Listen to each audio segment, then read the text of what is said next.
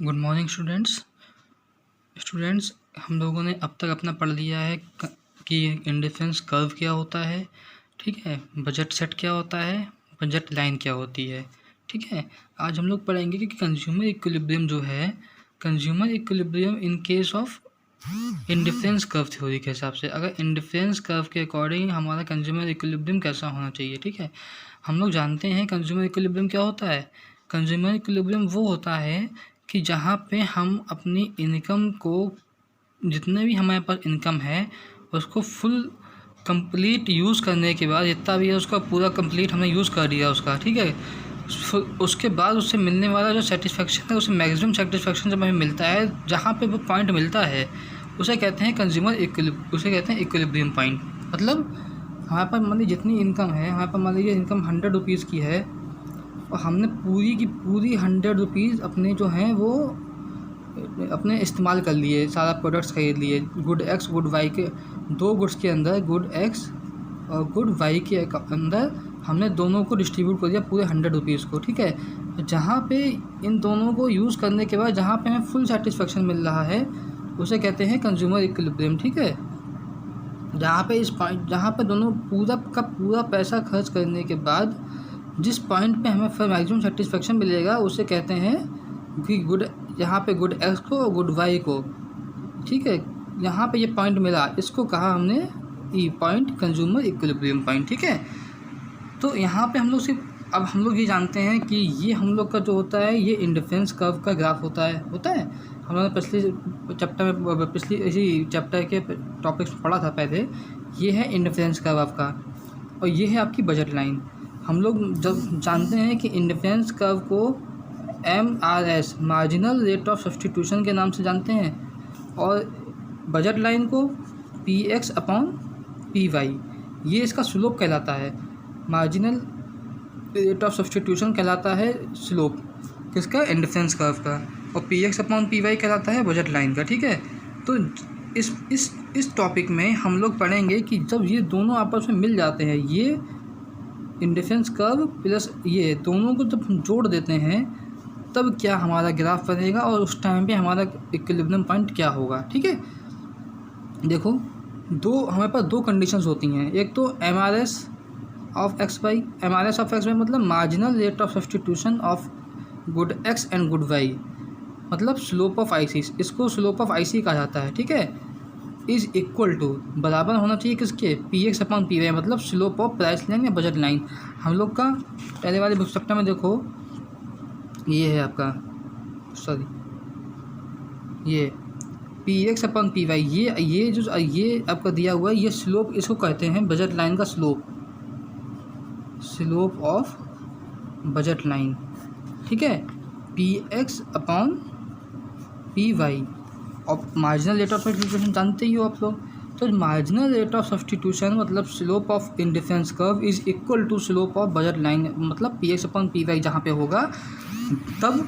और IC जो है, इंडिफरेंस कर्व जो है वो कॉन्वेक्स होना चाहिए at the point of equilibrium. हम लोग पहले वाले जब हम लोगों ने इंडिफरेंस कर्व की प्रॉपर्टीज़ पढ़ी थी तो हमने पढ़ा था कि इंडिफरेंस कर्व जो होता है वो कॉन्वेक्स होता है। कॉन्वेक्स क्यों होता है, क्योंकि MRS के होता है, इसलिए MRS मतलब जहाँ पे हम किसी भी एक गुड्स को ख़रीदने के लिए जब दूसरे गुड का सेक्रीफाइस करते हैं तब उसे कहते हैं मार्जिनल रेट ऑफ सब्स्टिट्यूशन, कि हमें एक गुड को ख़रीदने के लिए, अपना एक गुड्स का कंजम्पशन बढ़ाने के लिए दूसरे गुड का सेक्रीफाइस करना पड़ता है। ठीक है, तो ये होता है जब ये दोनों कंडीशंस हम लोग की फुलफ़िल हो जाती हैं तो उस पॉइंट को कहते हैं, जहाँ पे ये दोनों पॉइंट मिलते हैं उसे कहते हैं इक्विलिब्रियम पॉइंट। ठीक है, अब ऐसे अब ये आपका एग्जांपल दिया हुआ है, इसके अकॉर्डिंग देखो कि हमें ये पता है कि हमारी इनकम कितनी है। हमारी इनकम है 60 रुपये। ठीक है, गुड एक्स और गुड वाई की टोटल मिलाकर दोनों की हमारे पास इनकम 60 रुपये है दोनों गुड्स के लिए, और प्राइस ऑफ एक्स और प्राइस ऑफ वाई भी दिया हुआ है 2 रुपीज़ और 1 रुपीज़। ठीक है, अब यहाँ पे दोनों कंडीशन सेटिस्फाई हो रही हैं। कैसे हो रही हैं, both conditions are of equilibrium और सेटिस्फाइड। कैसे, MRS X Y upon is equal to PX/PY भी हो रहा है और IC is convex to the origin भी हो रहा है। कैसे, 60 रुपये का आपने सामान पूरे का पूरा 60 रुपये का सामान था, मतलब आपके पास 60 रुपये थे, आपने पूरे का पूरे 60 रुपये यूज़ कर लिए, जो बजट लाइन आपकी बन गई। और ये आपका ऐसी स्लोप है, ये आपका कॉन्वेक्स है। हम लोग जानते हैं इस ऐसे स्लोप बनता है उसे कॉन्वेक्स कहा जाता है। और अगर स्लोप आपका इस तरीके से बनेगा तो उसे कहेंगे कॉन्केव स्लोप, लेकिन आपका ये जो स्लोप है वो कैसा है, कॉन्वेक्स में है। ठीक है, आपका ये पॉइंट जहाँ पे ये स्लोप आपके मिला आके बजट लाइन से, जहाँ पे भी मिला 30 और 15, इस पॉइंट पे जो मिल रहा है इसको कहा जाता है, इस ई पॉइंट को कहा जाता है, ई पॉइंट को पॉइंट ऑफ इक्विलिब्रियम। ठीक है, इसमें क्या कहते हैं, MRS of X Y is equal to P X upon P Y हो रहा है, जहाँ पे IC slope of IC is equal to slope of budget line के बराबर हो जाएगा। अब उस पॉइंट को कहते हैं पॉइंट ऑफ इक्विलिब्रियम। ठीक है, to the left of point E, point of left E ऊपर के लिए देखेंगे तो यहाँ पे क्या है, marginal rate of substitution is greater than P X upon P Y, यहाँ पे ज़्यादा है। ठीक है, यहाँ पॉइंट कट भी नहीं हो रहा है, यहाँ भी पॉइंट नहीं कट हो रहा है, यहाँ पे कम है, marginal rate of substitution is less than P X upon P Y. तो यहाँ पे स्लोप ऑफ IC आपको यहाँ पे इक्विलिब्रियम पॉइंट नहीं मिल सकता है। ठीक है, और हम लोग पहले पढ़ भी चुके हैं अपनी, इसे इसमें देखो, इस वाले ग्राफ में देखो, हम लोग जानते हैं कि जितना भी आगे बढ़ेगा उतना हमारा मैक्सिमम सेटिस्फेक्शन मिलता है। ठीक है, IC स्लोप जितना आगे बढ़ता है उतना higher IC slope means higher rate of satisfaction. लेकिन यहाँ पे देखो, अगर ये IC 1 में देखते हैं तो यहाँ पे आपका पॉइंट एक बार कट हो रहा है, एक बार यहाँ पे बजट लाइन से कट हो रहा है। ठीक है, लेकिन यहाँ पे जब आपको चेक करोगे तो यहाँ पे आपका जो सेटिस्फेक्शन लेवल है वो मैक्सिमम नहीं है। मैक्सिमम सेटिस्फेक्शन लेवल वहीं पे है जहाँ पे आपका IC सबसे हाई लेवल पे जाके कट कर रहा है, वो है IC 2 पे। IC 3 क्यों नहीं है, IC 3 मैक्सिमम सेटिस्फेक्शन तो देगा आपको, लेकिन हम यहाँ पे पढ़ रहे हैं maximum satisfaction in case of the budget MRS is equal to PX upon PY के अकॉर्डिंग। इसलिए यहाँ पे जब IC 3 की बात करेंगे, यहाँ पे क्या है, यहाँ पे हम लोग की IC जो है बजट लाइन को टच नहीं कर रही है, और जब तक बजट लाइन को टच नहीं करेगी तो MRS is equal to PX upon PY नहीं हो पाएगा। मतलब मार्जिनल रेट ऑफ, मतलब IC स्लोप ऑफ IC जो है, स्लोप ऑफ इंडिफरेंस कर्व जो है वो स्लोप ऑफ बजट लाइन के बराबर नहीं हो पाएगा। तो यहाँ पे तो मतलब ही नहीं बनता है कि आपका इक्विलिब्रियम पॉइंट क्या होगा। IC 2 पे जहाँ पे कट कर रहा है वो जो ई पॉइंट है यही आपका मैक्सिमम सेटिस्फेक्शन पॉइंट है। ठीक है, इसी को हम लोग, इस पॉइंट को बोलेंगे इक्विलिब्रियम पॉइंट। ठीक है, जहाँ पे कंज्यूमर को यहाँ पे अपना पैसा खर्च करने के बाद, जो दोनों गुड्स को खरीदने के बाद जो भी गुड X और गुड Y को पैसा खर्च करके जो भी वो उसका कंजम्पशन कर रहा है, उससे मिलने वाला सेटिस्फेक्शन यहाँ पे सबसे हाई है उसके लिए। ठीक है, ये उसका इक्विलिब्रियम पॉइंट हो गया। ठीक है, तो IC 2 पे ही माना जाएगा, IC 1 पे क्यों नहीं माना जाएगा, क्योंकि यहाँ पे आपका इक्विलिब्रियम पॉइंट एक तो चेंज हो रहा है 2 बार, दूसरा यहाँ पे मैक्सिमम सेटिस्फेक्शन नहीं मिल पा रहा है।